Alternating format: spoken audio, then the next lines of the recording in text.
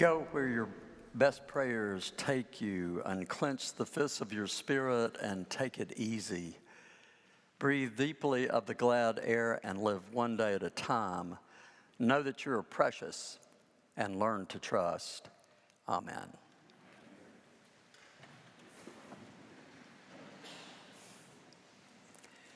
Well, good morning to all of you here and those joining us by way of YouTube and Channel 12. We're glad that you're with us this morning worshiping.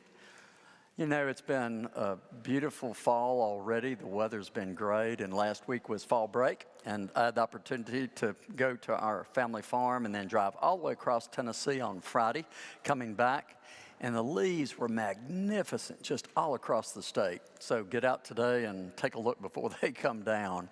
It's beautiful outside. And was there a ball game yesterday or something? Like, what the? I leave town and come back? No, I was back for it. If you want to know what Neyland Stadium looked like, you can see that.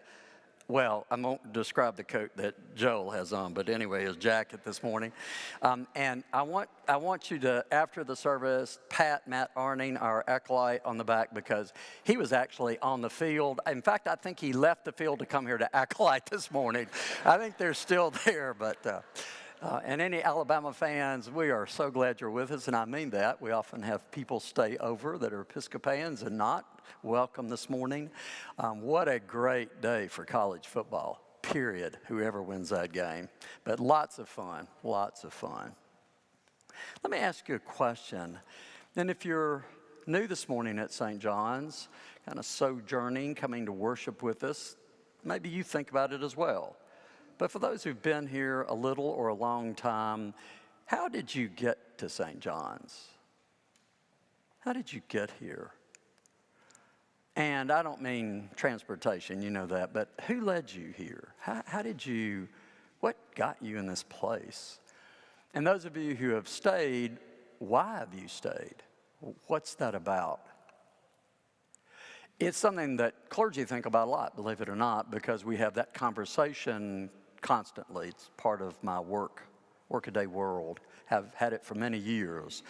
And I'm convinced of one thing, that as many answers as I've heard, most people don't quite know. It's intuitive. They can say, well, I can't quite say it. It fits, or something speaks to me, or I fit, or I've heard something that really quickens my mind, or there are some explanations, but when it comes down to it, it's kind of like, Anyway, I enjoy those conversations, and so we usually have them one-on-one with everyone who comes here. You know that. Lay and clergy alike will entertain that conversation with you. We want to get to know you. It's not a game. It's real, because we put our experiences together to make this work, this stuff of church. But I want to tell you about a conversation I had years ago, and I've never talked about it, and I've always wanted to, so you're going to hear it. It was fascinating to me because it was so unusual. And this young man had been coming with his wife. I mean, this guy's smart. He's still in Knoxville. He is smart, so smart. Comes to church. He is so smart and very perceptive. But what he was interested in talking about was not usually what people think about, like how you got here is about their spiritual journey or theological stuff or all the kind of things that we're working on. But his was more like he wanted to know about the structure. I thought, okay, how are we organized? How's the board elected, the vestry, the chapter? I said, sure. How do you do elections? And then he wanted to talk about how the clergy, what we did, went to seminary and what educational levels and what the staff, who they were. That was all great. And just kept talking and wanted more in depth about kind of how do things get done. And I thought, boy, that's unusual. I'm just not usually having that conversation.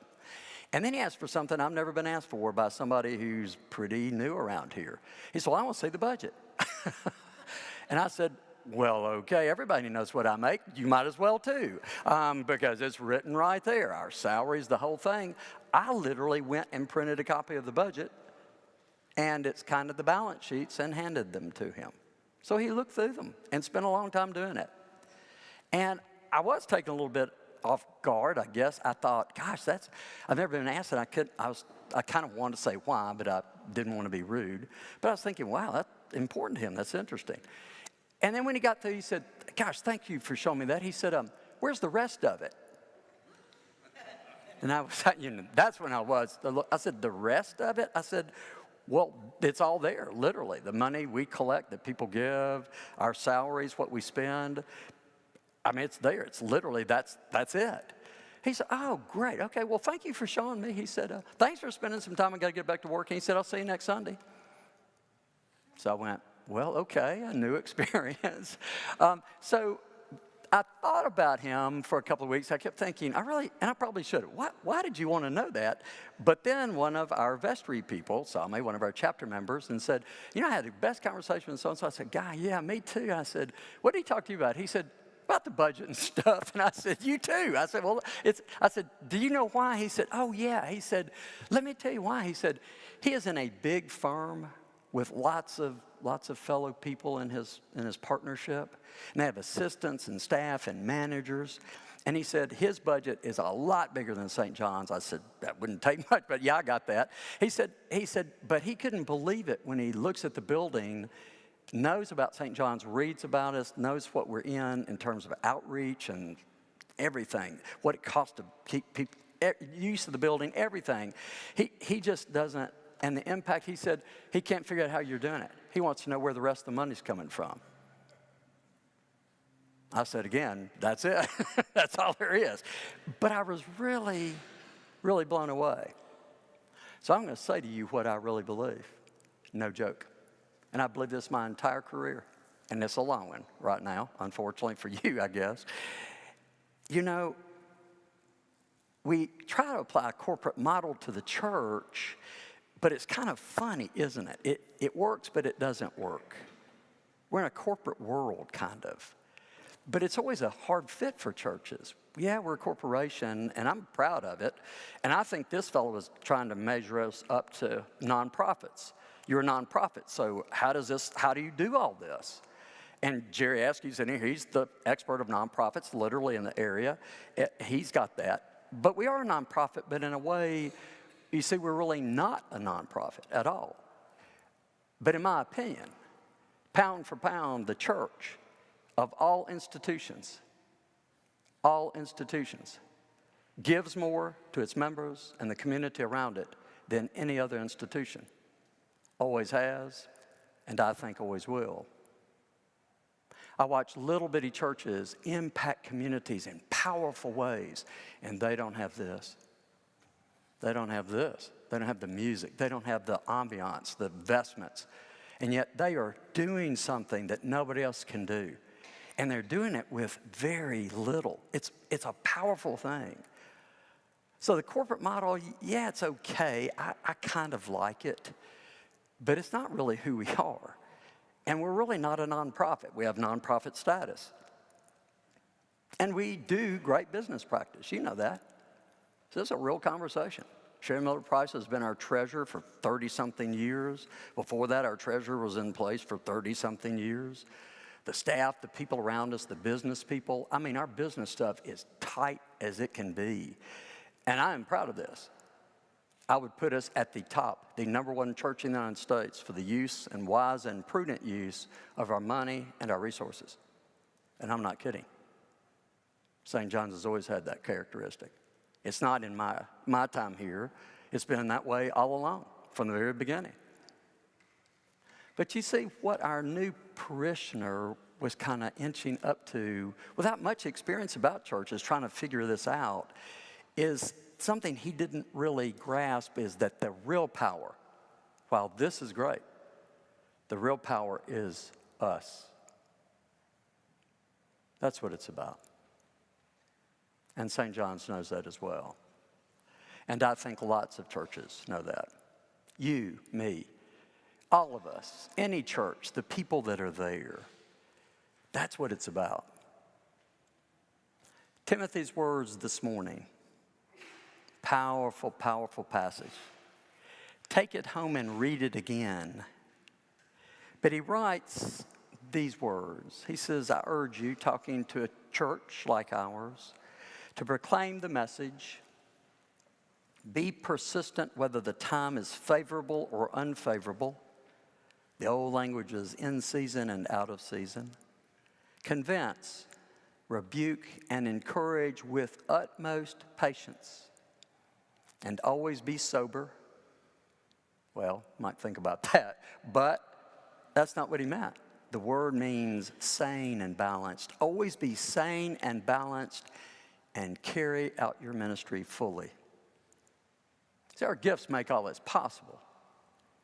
But what I hope we can celebrate today is us and the church as us.